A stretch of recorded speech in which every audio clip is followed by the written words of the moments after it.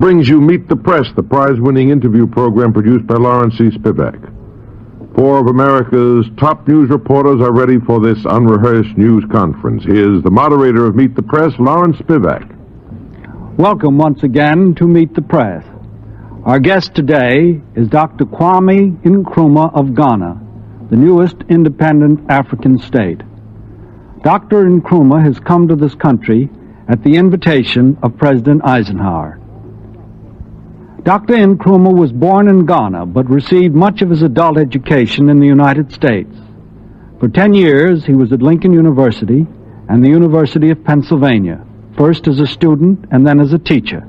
In 1947, he returned to the Gold Coast of Africa, where he rapidly assumed leadership in the fight for his country's independence.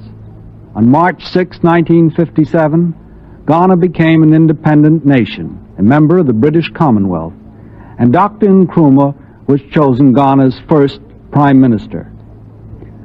The birth of Ghana as a nation has been called a personal triumph for Dr. Nkrumah and a symbol for other African states seeking freedom. Early this year, he initiated and was made chairman of the Conference of Independent African States. And now seated around the press table, ready to interview our guest, are Patrick O'Donovan of the London Observer, May Craig of the Portland, Maine Press Herald, Clifton Daniel of the New York Times, and Richard Clerman of Time Life. And now, Dr. Nkrumah, if you're ready, we'll start the questions with Mr. Clerman. Mr. Prime Minister, in your trip to the United States and Canada, you have repeatedly said that the foreign policy of your government is basically one of non-alignment and positive neutrality. I wonder if you could tell us exactly what you mean by that.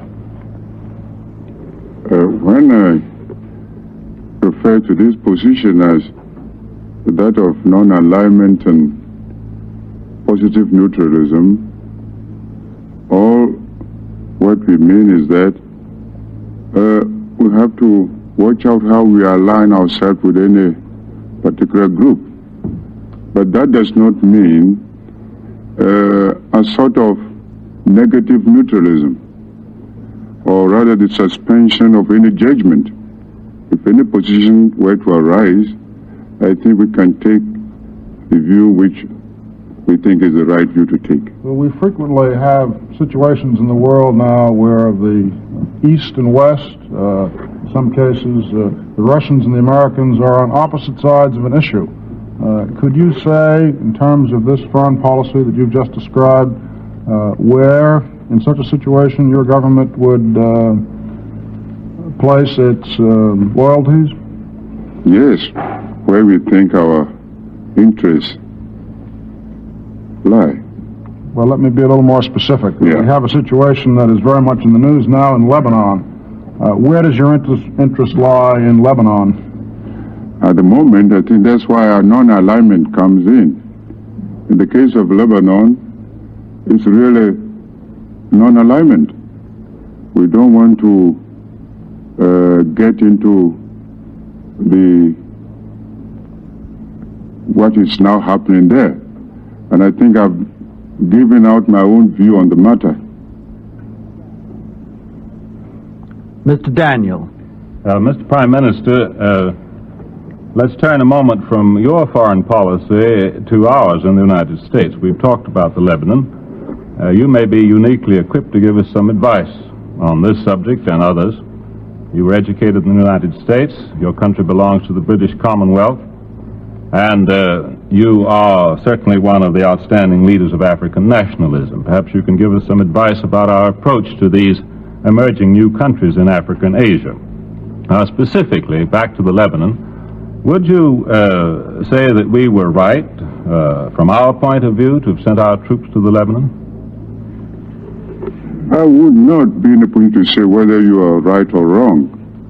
But as I have pointed out elsewhere, there's no need to apportion blame anywhere. The only thing is for us to try to find out the solution to the problem. Well, having sent our troops there, what solution would you now suggest? Should we withdraw them? Should we remain with our troops for a time? I would say that You can withdraw them when, say, you have a United Nations force to replace it. Well, let's turn then to another country in the area. What would you say should be our attitude toward the new revolutionary regime in Iraq? Should we recognize it? Should we establish relations with it? Of course, I'm not very well acquainted with actually the real causes of that coup d'etat. And therefore, perhaps it would be difficult for me to give a judgment here. Well, let me ask you then about something I'm sure you do know something about, and that is what do you think should be our attitude towards our relations with President Nasser of Egypt, a man whom I believe you know and know very well? Well, I think the relationship could be that of friendship.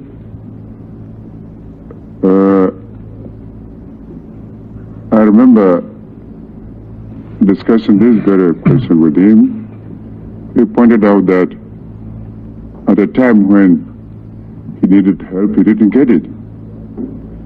You see, and in order to survive, he has to go somewhere else. And that's why you took that step you took. Mrs. I Craig. don't think there is a really big enmity between the United States and the United Arab Republic. Mrs. Craig. Mr. Prime Minister, would you join the United Arab Republic? No, because I belong to one of the African states. Yes. Well, you did call a conference of independent African states. Would you call that forming a bloc? No, I won't call that forming a bloc. We were particular, very particular about this. We wanted to concentrate on the independent states on the African continent as such. So Egypt was on the African continent. That's why Egypt was invited as an independent country of the continent to attend this conference. Yes. You speak quite often of Libya, Tunisia, Morocco. Would you like to form them into a bloc of which you would be the head? We were very particular at the conference not to use this word bloc, because all what we are trying to achieve is some sort of a united outlook to solve our common problems. As I made it quite clear, we are not ganging up against anybody. Well, sir, what do you call that? If you don't call it a bloc, what name do you call it when you get together with common aims and a kind of an alliance? Perhaps we might call it the African personality, which we think has now emerged. Well, don't you think it's That's the same mutual thing? cooperation. Don't you think it's the same thing when friends get together to defend each other? No, we didn't say we are going to get together to defend each other, either by military arms or anything like that. We want to get together so that we shall be able to discuss our common problems. There is your British Commonwealth, and I think there is also an American Union. You are friendly with Israel. What would you do if your friend, Mr. Nasser, were to go on with what he says he will do, which is to destroy Israel and push it into the sea? I don't think I've ever noted that from Nasser saying that was going to destroy Israel. Yes, sir. Yes, sir, he That's has. never come to my notice. Yes, sir, I've heard him say it. Then it's going to be a job, that's all. Well, what would you do? Sit idle and let it be done, your friend Israel? They said, not let Sit it... idle and let that be done, your friend Israel? But that's why I don't think that will be done. Mr. O'Donovan. Sir, if I could turn perhaps to the internal affairs of your country. I've read quite a lot lately, particularly in the British press, about some rather turbulent political affairs that are going on in Ghana. And I wondered if perhaps you sometimes thought that the British, in leaving, had saddled you with an unsuitable parliamentary system. I won't say that they left us and saddled us in a sort of a bad parliamentary system. But all depends upon the constitution that is left with you. But can you make it work? I mean, would you say, for instance, that democracy as an institution is perfectly safe in Ghana today? I would definitely say that democracy in Ghana is perfectly safe. But sometimes you have to take some measures to really safeguard democracy in its initial stages. Mr. Prime Minister, can you find any use for the more traditional modes of government in Africa? For instance, you have quite a large system of chiefdoms in your country. Do you find those now getting in the way of the proper development of a modern Ghana? No, at the moment, most of our chiefs are becoming to realize that the times are changing, and they must also change with the times. Would it be quite possible in the next election, would it be theoretically possible in the next election for you to be defeated and the opposition to take over in a quite orderly manner? It's possible. Mr. Prime Minister, is it true, as has been said, that although you've given Ghana considerable stability, Ghana has lost some freedom under you? That charge has been made, as you know, in this country. I wouldn't say that under me. I think Ghana has got more freedom. And anytime I'm asked this question, I always say that I wish some of the press from here could go there and study our problems locally. Naturally, we were faced with some definite problems at the beginning, and we had to take some certain steps. Well, is it true at all that you tend to get rid of your opponents when you don't like their criticism, as also has been charged in Time Life, for example, in this country? That is not true. It isn't? No. Mr. Klarman. Mr. Prime Minister, Mr. Spivak has been talking to you about civil liberties inside your country. Do you have a law called a preventative detention law? And am I right in understanding that that is a law by which you may imprison a man up to 5 years for a threat to national security or a threat to foreign policy without any step-by-step judicial process? Yes, I think I was responsible in introducing that bill myself. Well, now, in Western terms, that would be considered a peculiar law for a democracy to have on its books. I wonder if you could explain that to us, sir. You see, we got to a point that you have to adopt certain temporary measures. You see, we have an independent judiciary, we have an independent civil service. When the British, left, they left, shall I put it this way, that they had the power by which, the real authority by which with which they governed Ghana. They left, and then they did not put it anywhere else. And so everybody started feeling as if that anybody can do whatever he likes. And so we have to find out measures by adopting some temporary measures by which we can really put this thing to stop until everything goes well for us to be able to follow the right line. May I change the subject to a larger legislative question? Are you in favor of the proposed summit meeting that is apparently about to take place in New York? Yes, I'm all in favor for the summit conference, because all these arguments here and there is only when they meet around the common round table, then they will actually know who is fooling each other. What do you hope will emerge from this conference? I mean, when they meet. After they meet, when they've met, and then what do you hope will emerge from their meeting? Well, if nothing emerges, at least they have met. And I think since I came, I've been happening all along certain proposals which I've put forward, and which I hope the United Nations will take it very seriously. Mr. Daniel. Prime Minister, I'd like to return just one moment to the question of the internal affairs of Ghana. To ask about another development there. Your country is a member of the British Commonwealth. Do you envision that the country shall remain so for a long time and pursue British institutions and British methods?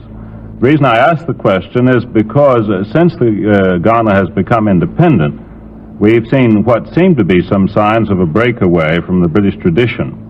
I believe that For example, you no longer have God Save the Queen as the national anthem. I think the Queen's pictures have been taken off the stamps in the country and replaced, I believe, in some cases with your own portrait. Other evidences of a tendency to drift away from Britain, shall we say.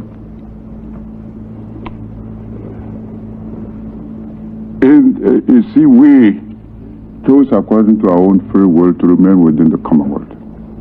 And I personally feel that it is our mutual interest for us to remain within the Commonwealth. You see, you have had British traditions, language, and education. It will be difficult to break suddenly. But I think there are points that the African has his own personal outlook, and that's why sometimes I made the point that some sort of a republican form of government will suit the African character. But I've gone so far as to make it quite clear that whatever form of republican form we take, we will still continue to remain within the Commonwealth. Mrs. Craig. Yeah, Mr. Prime Minister, your country is a very small country and probably could not defend itself militarily. I understand you put your trust in the United Nations. That's correct. Is that true? That's correct. But the United Nations has no force with which to defend you. That's why I'm advocating international force for the United Nations. You mean a police force for the United Nations? That's right. Would Ghana contribute to it? Sure, we shall contribute. You have only 3 battalions, but I think we can put 1 battalion aside for the United Nations. Sir? I said we have only 3 battalions, but I think we can put 1 battalion aside for the United Nations. Yes, but we have never been able to get the United Nations to act in time, even if it had a permanent force. How do you think we're going to get a permanent force for the United Nations? Well, we have to talk about it in the United Nations when they meet. I lead you back again to what I asked you in the first place. Yes? How can you get along without alliances of friends to help you? That's why we must all find ways and means of strengthening the United Nations. You have lived in the United States and were educated here. Do you think the United States is imperialist? It all depends what you mean by imperialism. But as far as I know, I don't think the United States is imperialistic. Well, imperialistic. Yeah, I don't think so. You do not think so? No. Do you regard the United States as the shield of the free world? That's the way we regard ourselves. We have helped everybody who needs it. I won't say the United States alone. The United States and other nations fighting for freedom are the bulwark of that liberty. You want to stop nuclear testing, I have heard you say. But how do you expect the free world to defend itself if it does not have the most modern of weapons, which require perhaps testing? That the stopping of the testing should not be done by the West alone. The other side also must stop testing this atomic test. Mr. Prime Minister, did I understand you to say that if there were a United Nations force, you would contribute troops to it? Yes. Would you be prepared to send troops into Lebanon and Jordan if a United Nations force was set up? If the condition demands it, yes. Mr. O'Donovan. Mr. Prime Minister, I understand you've had a magnificent welcome from an enormous number of American Negroes while you've been here. And I wondered if you'd seen any sign of the sort of sympathy and loyalty and a desire to help among American Negroes which American Jews have for Israel. I think that sympathy is there. That even though they look upon themselves as Americans, I think the bond of blood and kinship make them feel that perhaps they can do something to help us. And I've put it over to them that something should be done. I think not only when we ask for investment, I think Negro investment also should go to Ghana. How much, Mr. Prime Minister, does the attitude to the race question in parts of America how much effect does that have on the African mind? For instance, how well known is the name Little Rock in Africa? Well, I think Little Rock, only those of us probably who can read, who came to our notice, but majority of the people didn't know at all what was this Little Rock. But anyway, the racial problem is there, and I think at the Accra conference all of us came out clearly that it doesn't matter whatever it is, you should find some way in which racial segregation will never exist. And it was even suggested that in our own areas, in order to show a good example, that we should bring forward legislation to abolish it in our own states. Mr. Klerman. Mr. Prime Minister, it's been said of your economic philosophy that you call yourself a Marxist socialist. Is that correct, sir? Yeah. Would you tell us exactly what you mean when you call yourself a Marxist socialist? When I call myself Marxist socialist, I'm really talking of philosophy. But I don't know how I should really explain it better here. A man must have an outlook, a philosophical outlook. I remember discussing this matter with somebody in, I think, Washington. I don't want to mention names. We were talking about socialism and capitalism. He tried to explain to me that socialism in the long run will lead to dictatorship. I agreed, if you want to follow it logically. Capitalism also, I pointed out, if you want to follow it to its logical conclusion, you might also be heading to dictatorship of money. So in the long run, we try to find out a way that whether most of these become mere words. It depends upon a man's approach to this problem and what he actually does. We must find a medium. I understand one of the points of your visit here is to encourage private American capital to invest in Ghana. Is that right, sir? Yeah. And do you think it is any deterrent to that kind of investment, the economic philosophy which you've just expressed? I have never found it incompatible with private investment. In fact, we have made it quite obvious. In Ghana, we are following three principles. Certain jobs in certain industries which can be done by private capital, those also that can be done with the cooperation of private capital, and those that can be done by government. We are following these three levels very, very seriously. Gentlemen, our time is running short. Make your questions short, too. Mr. Daniel. Prime Minister, I wanted to ask whether you could specifically tell us whether, in connection with your development plans, you have obtained any promises of help since you've been in this country, particularly for the Volta River hydroelectric project. No, I won't say any definite help, but the atmosphere is so congenial that I hope something might come out of it. Mrs. Craig. Mr. Prime Minister, you said in Washington that the Middle East oil resources ought to be brought under international control, with possibly the United Nations handling. And what did you mean by that? I've always felt that the oil is the troublemaker in the Middle East. And I felt that the best thing is to, in order to stop all these troubles, is to quarantine the whole of the Middle East on the basis of, say, the neutrality of Austria. But I also know that the practical applications or how these things should be worked out can be done by experts. And that's why I've never commended the way and means in which it should be done. Mr. Prime Minister, the Genocide Convention, which makes it an international crime to destroy a race, has been ratified, I believe, by 58 members of the United Nations. I don't believe your nation has yet ratified it. Is there any special reason for that? I don't know much about that. That is a United Nations resolution, and I understand that your nation is not ratified, but would you be for ratifying such a resolution which outlaws, makes it an international crime to destroy a race, as Hitler tried to destroy the Jews, for example?